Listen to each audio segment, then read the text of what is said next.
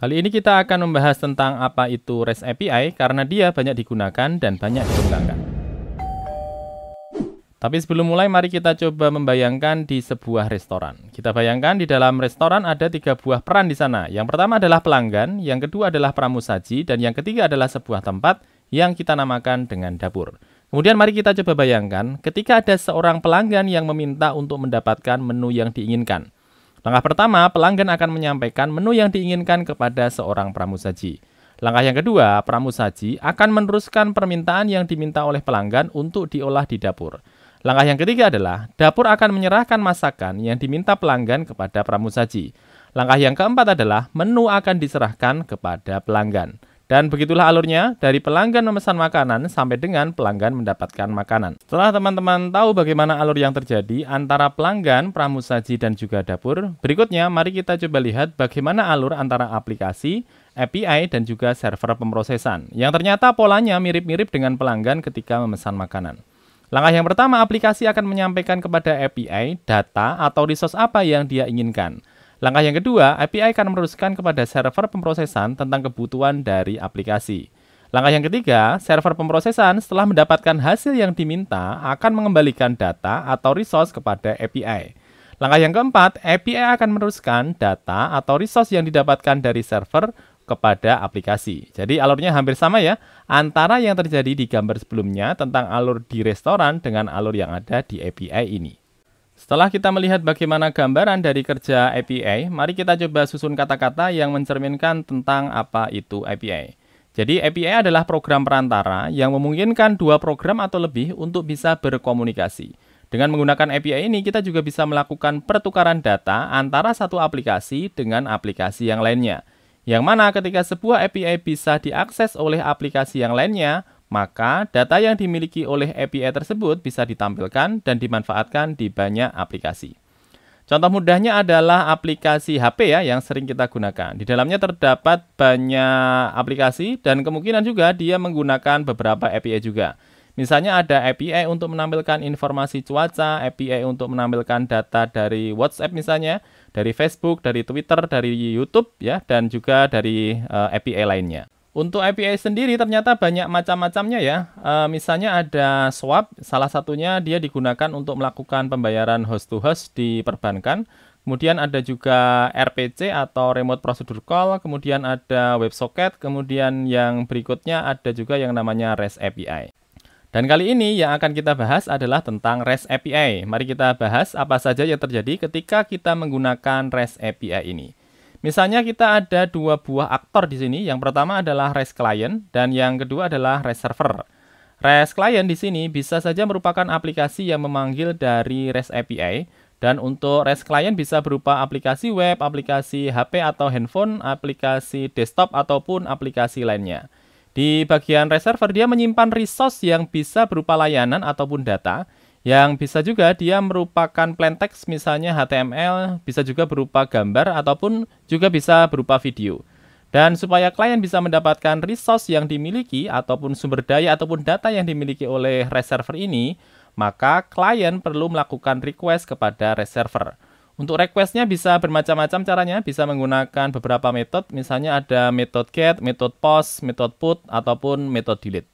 Dan ketika REST server mendapatkan request yang dikirimkan oleh REST client ini, dan ketika REST server menganggap bahwa request yang dikirimkan merupakan request yang valid, maka REST server akan menyampaikan resource yang dimilikinya bisa berupa format JSON, XML, ataupun format yang lainnya kepada REST client. Untuk metode yang dimiliki oleh REST server ada beberapa macam, tetapi setidaknya ada 4 buah metode yang sering digunakan.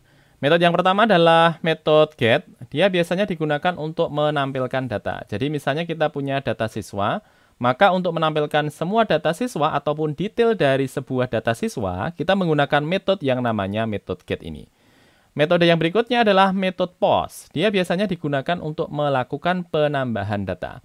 Misalnya kita punya API data siswa, maka untuk melakukan penambahan data siswa, biasanya kita menggunakan metode post ini. Metode berikutnya adalah metode put. Metode put biasanya digunakan untuk melakukan update data. Jadi misalnya kita punya data siswa, kemudian kita akan melakukan perubahan terhadap data siswa tersebut. Maka kita melakukan perubahan dengan menggunakan metode put ini. Metode berikutnya adalah metode delete. Metode delete seperti namanya, dia digunakan untuk melakukan proses penghapusan data. Nah, mari sama-sama kita bahas lagi tentang apa itu REST API. REST API adalah akronim dari Representation State Transfer. Representation di sini maksudnya adalah bagaimana sebuah API akan diwujudkan. Apakah dia akan diwujudkan menjadi format JSON, ataukah dia akan diwujudkan dengan format XML dan sebagainya. State transfer di sini dimaksudkan bahwa state tidak akan tersimpan di dalam server, tetapi dia akan selalu dibawa oleh klien ketika sebuah request dijalankan. REST sendiri merupakan sebuah hasil disertasi yang dibuat oleh Roy Fielding pada tahun 2000. Ada beberapa prinsip yang dimiliki oleh REST API, dan mari kita bahas apa saja prinsip yang dimiliki oleh REST API ini. Prinsip yang pertama adalah prinsip client-server, di mana klien tidak perlu tahu apa yang sedang terjadi oleh server ketika sebuah request terjadi. Dan bagi server pun, dia tidak perlu tahu juga bagaimana sebuah data yang dihasilkan dari server diolah, kemudian ditampilkan di bagian client. Prinsip yang kedua adalah stateless. Artinya, server tidak akan menyimpan state yang dimiliki oleh klien di bagian server, sehingga setiap request yang terjadi dianggap sebagai bagian yang berbeda antara satu request dengan request yang lainnya. Kalau kita pernah memanfaatkan session di PHP, di mana session tersebut tersimpan datanya di bagian server. Sedangkan kalau kita menggunakan REST API, maka server dari REST API ini tidak akan menyimpan session atau state yang dimiliki oleh klien di bagian server. Seperti tadi yang sudah disampaikan bahwa setiap request dianggap sebagai bagian yang berbeda dari request yang sebelumnya. Pengiriman state oleh klien ini bisa dilakukan melalui URI atau query string ataupun dengan menggunakan header.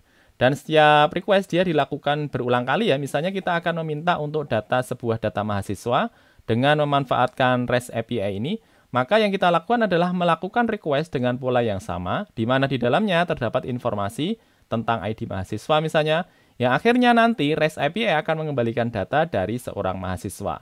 Yang mana data ID mahasiswa ini selalu diikutkan oleh klien ketika melakukan request. Karena seperti yang sudah disampaikan sebelumnya tadi, state ID mahasiswa ini tidak akan tersimpan di dalam server. Prinsip yang ketiga adalah case ya. Jadi setiap request yang terjadi dengan pola yang sama dan juga dengan metode yang sama, harusnya dia akan mengembalikan untuk data atau resource yang sama. Maka kita bisa melakukan caching untuk data yang dihasilkan. Yang dengannya kita juga bisa berharap ya bahwa waktu yang digunakan untuk menghasilkan sebuah resource, dia bisa dipangkas dan bisa menghasilkan waktu yang lebih cepat. Karena resource yang dihasilkan tidak berasal dari pemrosesan server, tetapi didapatkan dari caching ya. Tapi tentu saja ada juga yang harus kita perhatikan. Karena kita menggunakan caching, maka data yang dihasilkan bisa jadi bukan merupakan data terbaru yang dimiliki oleh server. Prinsip yang keempat adalah uniform interface, yang berarti interface atau antarmuka yang dimiliki di REST API ini adalah sama untuk mendapatkan resource atau data, walaupun digunakan oleh klien yang berbeda. Sehingga untuk mendapatkan sebuah data atau resource yang dimiliki oleh REST API, maka pola URI yang digunakan antara satu klien dengan klien yang lain adalah sama ya. Klien juga bisa melakukan perubahan terhadap sebuah resource kalau misalnya dia memiliki hak untuk melakukan perubahan terhadap resource tersebut. Klien juga bisa melakukan perubahan format terhadap hasil yang didapatkan dari sebuah resource atau representation di bagian klien. Setiap resource yang dikembalikan dari server, dia memiliki informasi terkait dengan resource tersebut. Misalnya, informasi tentang status dari resource tersebut, informasi tentang format dari resource tersebut, dan informasi-informasi yang lainnya. Sehingga klien bisa punya cukup informasi ya tentang respon yang diberikan oleh server. Kemudian ada juga yang namanya head OAS ya, atau Hypermedia as the Engine of Application State. Dalam arti ketika sebuah request mendapatkan respon dan di bagian respon dari server tersebut menyimpan hypermedia ke sumber yang lain, maka respon dari server tersebut akan memberikan informasi tentang bagaimana cara untuk mendapatkan data dari hypermedia tersebut. Contoh dari hypermedia ini adalah link begitu ya. Prinsip yang kelima adalah layered system. Artinya klien tidak tahu lapisan apa saja yang dilewati untuk menggunakan layanan dari REST server. Bisa jadi sebelum sampai ke REST server, klien perlu melewati server load balancing dan sebagainya. Tetapi karena yang diakses oleh klien adalah sebuah URI atau sebuah alamat tertentu, maka yang terpenting bagi klien adalah melakukan akses kepada REST server dan mendapatkan hasil dari REST server. Sedangkan apa yang dilalui oleh request untuk sampai kepada REST server bukan merupakan hal yang begitu penting ya oleh klien. Tetapi dengan cara ini tentu saja ada kekurangan yang harus diterima, yakni adalah adanya latensi ya. Karena tentu saja ada waktu yang diperlukan walaupun sepersekian detik dari request dengan respon yang diterima. Prinsip yang keenam adalah code on demand ya. Dan melihat penerapannya kelihatannya sangat jarang untuk REST API menggunakan prinsip ini. Prinsip ini adalah ketika sebuah server memberikan respon berupa resource, maka di dalam resource tersebut dia juga mengembalikan berupa script di mana script tersebut bisa langsung digunakan oleh klien untuk melakukan pemrosesan fungsi lainnya. Untuk melihat bagaimana REST bekerja, mari kita menggunakan Postman dan untuk contoh REST API yang kita gunakan adalah dengan menggunakan alamat request.in. Jadi Postman adalah sebuah tool di mana dengan menggunakan Postman ini kita bisa melakukan request dengan menggunakan berbagai metode misalnya get, post, put, delete, dan juga yang lain-lainnya. Sedangkan request ini adalah sebuah alamat website di mana di dalamnya ada banyak contoh. Kita bisa melakukan proses mendapatkan data, melakukan update data, melakukan create data, melakukan delete data, dan sebagainya. Contohnya kita akan melakukan proses request data dengan menggunakan metode post ke alamat request.in dengan menggunakan Postman. Di bagian yang pertama, kita tentukan bahwa metode yang kita gunakan adalah metode post. Di dalamnya sebenarnya ada banyak metode ya yang bisa kita pilih, ada get, put, post, delete, dan sebagainya. Di bagian yang kedua, kita tentukan alamat di mana kita akan melakukan proses request. Yang di dalam contohnya dimasukkan alamat request.in/api/users. Di bagian yang ketiga adalah data yang akan kita masukkan. Dan di bagian ketiga tersebut, kita masukkan parameter di mana parameternya nanti akan dimasukkan ke dalam database yang ada di bagian server. Di bagian tersebut contohnya kita pilih yang row ya, kemudian kita isikan dalam bentuk JSON dengan parameter name isinya misalnya saya masukkan Rafif dan jobnya saya isikan tulisannya adalah posting. Selanjutnya kita masukkan ke bagian yang keempat di mana kita akan mengirimkan data-data kita dengan menggunakan metode post ke sebuah alamat server. Dan kita klik tombol send ini. Nantinya di bagian yang kelima, dia akan menampilkan data atau respon yang didapat ketika request terjadi dan dijalankan oleh server. Contoh berikutnya, kita akan melakukan request dan metode yang kita gunakan adalah metode get. Di bagian yang pertama, kita masukkan pilihan metode yang kita gunakan, di mana dalam hal ini kita akan menggunakan metode get. Di bagian yang kedua, kita masukkan alamat di mana kita akan meminta respon. Di bagian contoh saya masukkan alamatnya adalah request.in/api/user/2 ya, ID-nya 2 begitu ya.